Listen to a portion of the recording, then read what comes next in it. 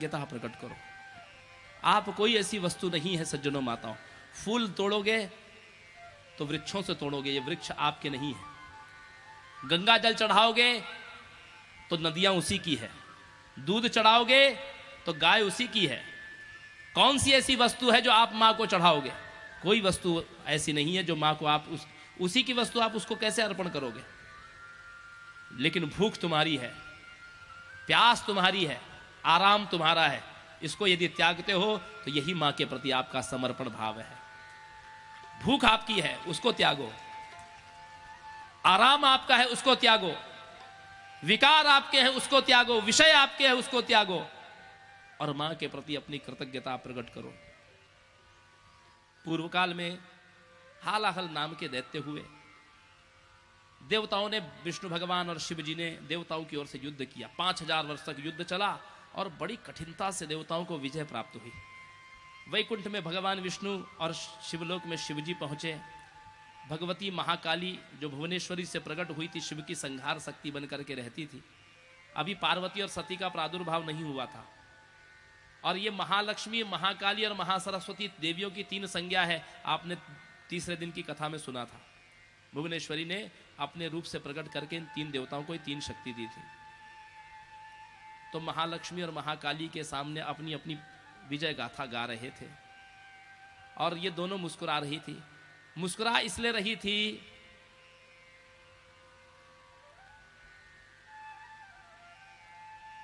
कि ये भूल गए कि ये कभी कहते थे कि हे माता, न च विदंती बदंती चयेन्नथा हरिहराज कृतम निखिलम जगत तव कृपास्त्रय एव सदैव ते विरचयन्ति जगत सचराचरम। शिव जी कहते थे कि हे माता, इस संसार में वो लोग मूर्ख है जो ये कहते हैं कि ब्रह्मा विष्णु रुद्र सृजन पालन संहार करते हैं, सब आपकी कृपा से होता है। तब कृपास्त्रय एव सदैव ते विरचयन्ति जगत सचराचरम। लेकिन आज देखो, इन्होंने हमारा नाम नहीं लिया, ये कह रहे कि हमने विजय प्राप्त की है। इसीलिए दोनों देवियां मुस्कुरा रही थी।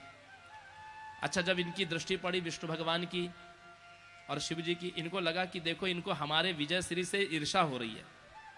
हम अपनी प्रशंसा कर रहे हैं, इसलिए इनको ईर्षा हो रही है। उन्होंने कहा कि तुम्हारे मन में ईर्षा भाव है, क्योंकि स्त्रियां हैं ना, स्त्रियों में ईर्षा भाव होता है, इसीलिए तुम ईर्षावश हमारी विजय गाथा से प्रसन्न नहीं हो रही। इस प्रकार कह के जब उनका अपमान कर दिया तो महाकाली और महालक्ष्मी दोनों ने उसी समय अंतर्हित होकर के मणिद्वीप धाम चली गई। वैकुंठ में महालक्ष्मी नहीं रह गई, कैलाश के शिखर पर महाकाली नहीं है। और दशा क्या है धरती की? ब्रह्मांड की दशा यह हो गई कि ब्रह्मा जी को सृजन करना है, विष्णु को पालन करना है और शिव को इस सृष्टि का संहार करना है। लेकिन विष्णु जो जगत का पेट भरने वाले, अब तो एक चींटी का भी पेट नहीं भर पा रहे। और रुद्र ब्रह्मांड को जलाने वाले एक घास के तिनके को भी जला नहीं पा रहे। दोनों शक्तियों से हीन थे। ब्रह्मा जी को कुछ दिन तो ये काम, तीनों काम अकेले करने पड़े। अब ब्रह्मा जी से पूरी सृष्टि की व्यवस्था संभल नहीं रही थी। सृजन करे कि पालन करे कि संहार करे, और योग्यता ब्रह्मा जी में तीनों की थी नहीं। तो ब्रह्मा जी ने अपने पुत्रों को बुलाया, बेटों को बुलाया। किसको बुलाया? सनत कुमारों को बुलाया, दक्ष को बुलाया, वशिष्ठ को, अंगिरा को, अत्रि को, मरीचि को, क्रतु को, पुलह को, पुलस्त्य को और सनकादिकों को बुलाया। नारद जी को बुलाया और कहा कि जाओ और हिमालय पर जाकर के मां को मनाओ। ततस्ते देवते तस्मिन् क्षणे त्यक्ता त्वौ पुनः अंतर्हिते चा भवतां हाहाकार सदा यभूत्। पितामह वचः श्रुत्वा गतः सर्वे वनान्तरे रिराधयिष्यव सर्वे दक्षाद्या विमलान्तरः। सब लोग गए और देवी की आराधना करने लगे। अपने पिता की बात सुन करके 1 लाख वर्ष तक इन्होंने आराधना की कि ध्यायताम परमं शक्तिम लक्ष वर्षन्न भूर्भः ततः प्रसन्ना देवेशी प्रत्यक्षं दर्शनं ददौ। पाशंकुशवराभीति चतुर्बाहुस्त्रिलोचनम् करुणारस संपूर्ण सच्चिदानंद रूपिणी। 1,00,000 वर्ष तक इन्होंने आराधना की मां की, तो भगवती प्रकट हुई।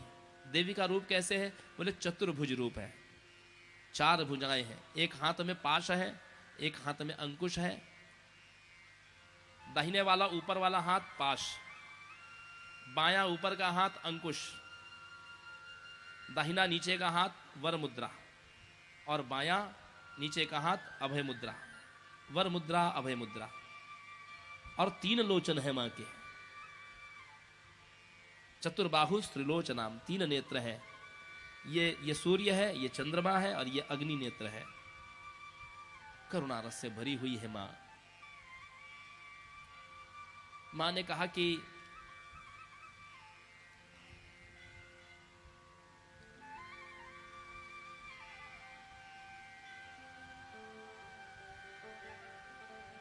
मां ने कहा क्या चाहते हो?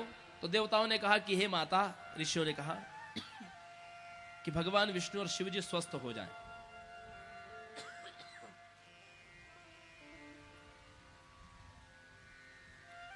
दक्ष ने कहा कि हे माता,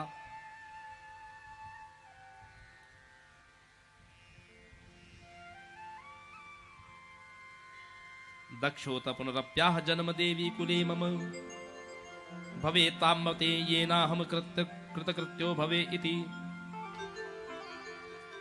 हे देवी, मेरे कुल में आपका जन्म हो जिससे मैं कृतकृत्य हो जाऊं और भगवान विष्णु और रुद्र को, शंकर को अपनी शक्ति प्राप्त हो जाए, वो पूर्ववत हो जाए पहले की तरह।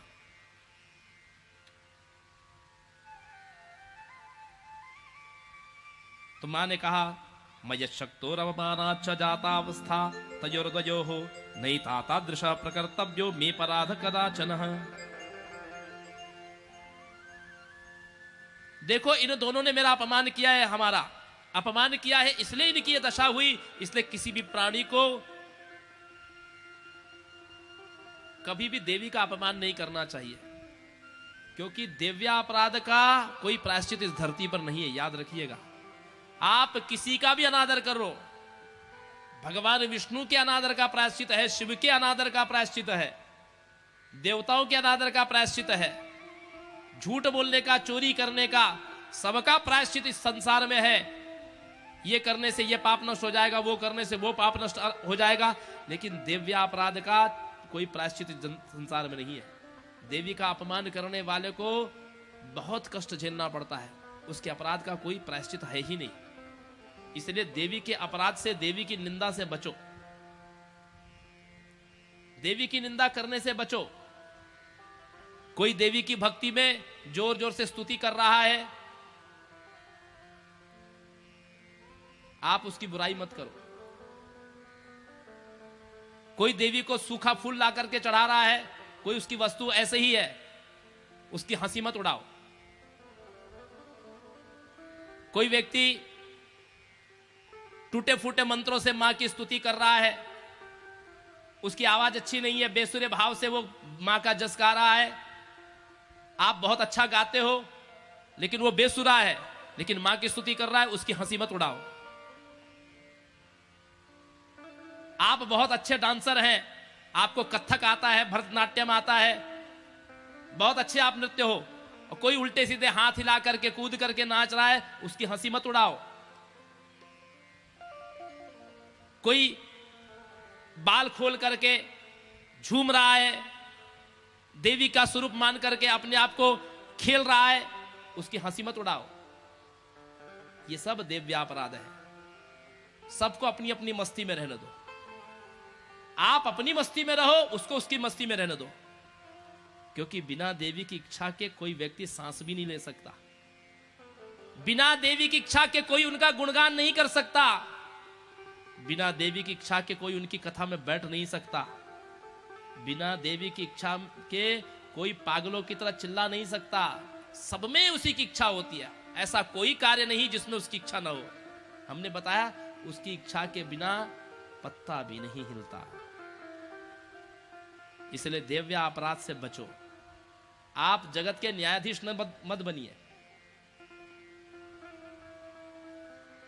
आप ब्रह्मा या इंद्र नहीं है कि सबका फैसला आप करेंगे, कौन पाखंडी है, कौन सत्यवक्ता है, कौन धर्मात्मा है, कौन अधर्मी है, कौन चोर है, कौन सावकार है। इसके आप न्याय करने वाले मत बनिए। आप अपनी भक्ति करिए, सामने वाले को अपनी भक्ति करने दीजिए। यह दिव्य अपराध है। भगवती ने कहा कि दिव्य अपराध से बचो। हे दक्ष, अब मेरी लेश मात्र की कृपा से ही उन दोनों के शरीर में स्वस्थता आ जाएगी।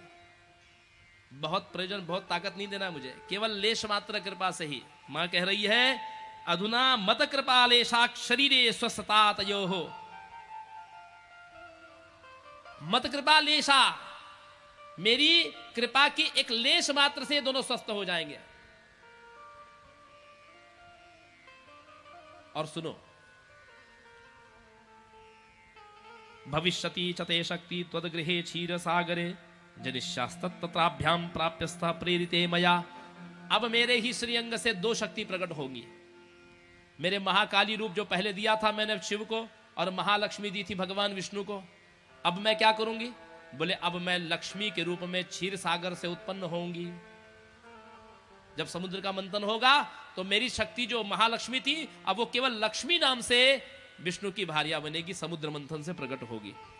और मेरी महाकाली नाम की जो शक्ति है, अब वो अंतर्हित हो गई, वो वापस नहीं आ सकती। अब क्या होगी? बोले अब मेरी शक्ति दो रूप में प्रकट होंगी।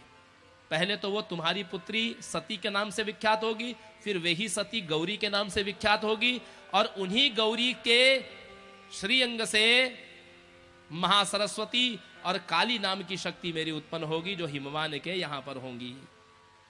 हिमवान वहीं खड़े थे। उन्होंने जब सुना कि मैं माता का मैं पिता बनने वाला हूं, जगदम्बा का पिता बनने वाला हूं,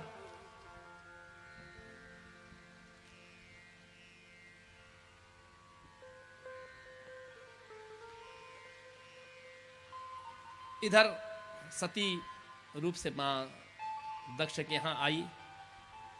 दक्ष की बुद्धि मलिन हो गई। जिस दक्ष ने मां को पुत्री के रूप में मांगा था, जगदम्बा को, देखिए हम भी मां की भक्ति करते हैं, मां से कहते हैं कि हे मां तेरी कृपा प्राप्त हो, तेरी भक्ति प्राप्त हो। लेकिन भक्ति में ज्ञान होना बहुत आवश्यक है।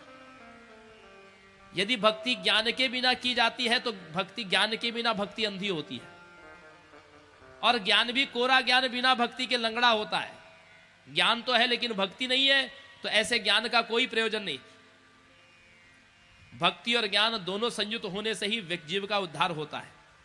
देखिए ज्ञान तो है दक्ष के पास में, भक्ति तो की थी उसने, लेकिन ज्ञान शून्य था, अभिमान से युक्त था। एक बार तो ऐसा हुआ कि भगवती ने जो अपनी माला दी थी, पहनाई थी, वो माला को पहने हुए ही दक्ष ने क्या किया? अपनी पत्नी के साथ में रमण किया। इससे क्या हो गया? देवी के उस प्रसाद का अपमान हो गया। आप भी मंदिर में जाओ, मंदिर में जाते हो, पुजारी जी से कहते हो हमको कोई प्रसाद दे दो। पुजारी जी क्या करते हैं? या तो नारियल उठा करके दे देंगे आपको, या तो माँ की कोई माला उतार के दे देंगे, या तो कोई चुनरी माँ की उतार के दे देंगे। मंदिर में पुजारी जी के सामने तो बड़े श्रद्धा से आप ले लेते हो, और घर में जाके क्या करते हो? जैसे घर में पहुंचे, माला उतारी, खूंटी पर टंगा दी, चुनरी लिया आपने अलमारी में ठूस के रख दिया, नारियल को लिया रसोई घर में फ्रिज के ऊपर रख दिया। ये सब क्या है? ये प्रसाद का अपमान है। मत लो प्रसाद, कुछ मत लीजिए। एक केला मिल जाए, एक अंगूर का दाना मिल जाए, एक चिरौंजी या मिश्री का दाना मिल जाए, बस लो प्रसाद को और तुरंत खाओ। और यदि नारियल आदि मिला है तो नवरात्रि में नारियल का प्रसाद फोड़ करके नहीं खाना। अष्टमी के दिन तो नारियल खाने से बुद्धि भ्रष्ट होती है। नवरात्रि में यदि नारियल का प्रसाद कहीं मिले तो घर में ले जा करके उसको चुनरी या लाल कपड़े में बांध करके अपने घर के किसी कमरे में छत के ऊपर में टंगा दो, और जब 6 महीना तक रखो। दीपावली आ जाए पहले तो दीपावली के बाद उसको विसर्जन कर दो। होली आ जाए तो होली के बाद होलिका दहन में उसको डाल दो। 6 महीने तक वो नारियल जो आपके घर में रहता है, आपके घर में जितनी भी नकारात्मक ऊर्जा है उसको अवशोषित करता है। माँ के चरणों में चढ़ा हुआ नारियल।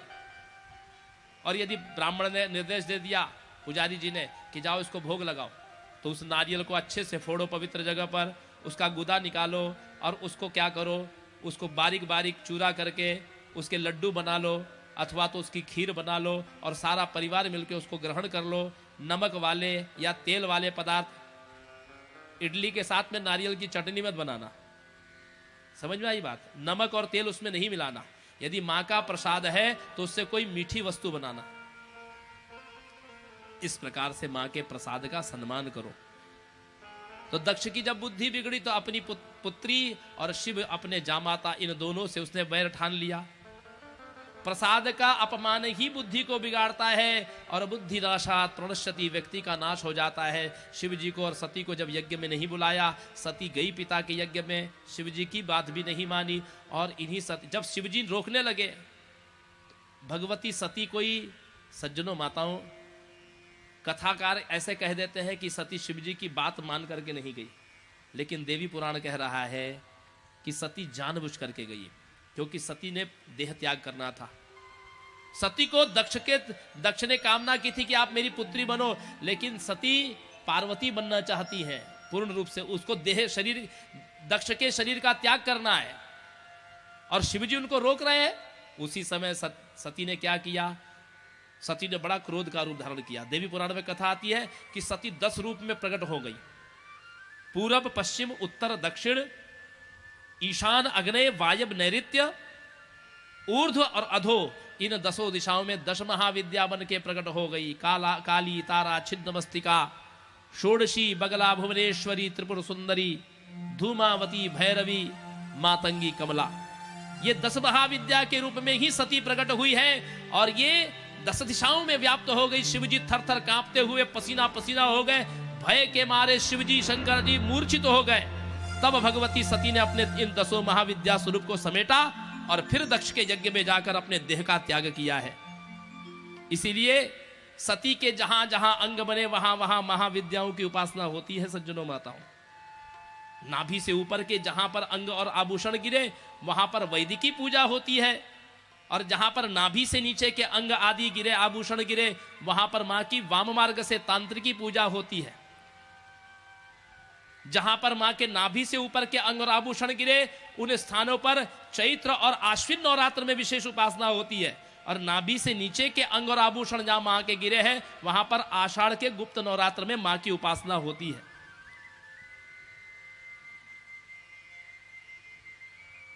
जहां पर वाम मार्ग से उपासना होती है, वो उपासना बहुत कठिन होती है। सब लोग उसको समझ नहीं सकते और सब लोग उसका अनुकरण नहीं कर सकते। बड़ी उग्र उपासना होती है। उसकी साधना करने वाले महात्मा दुर्लभ होते हैं। तारापीठ, कामाख्या पीठ, ये सब उन्हीं स्थानों के नाम है जहां पर मां के नाभि से नीचे के अंग गिरे और वहां पर वाम मार्ग से उपासना होती है। और वो स्थान बहुत उग्र और जागृत होते हैं। गृहस्थ व्यक्ति को चाहिए कि वो मां की वैदिकी उपासना करे। इसलिए चैत्र और आश्विन नवरात्र का हम सबको पालन करना चाहिए। हिमालय की पुत्री बनकर के मां आने वाली है। हिमालय को जब पता चला, इधर शिवजी ने तो समाधि ले ली। जब सती ने देह त्याग कर दिया तो शिव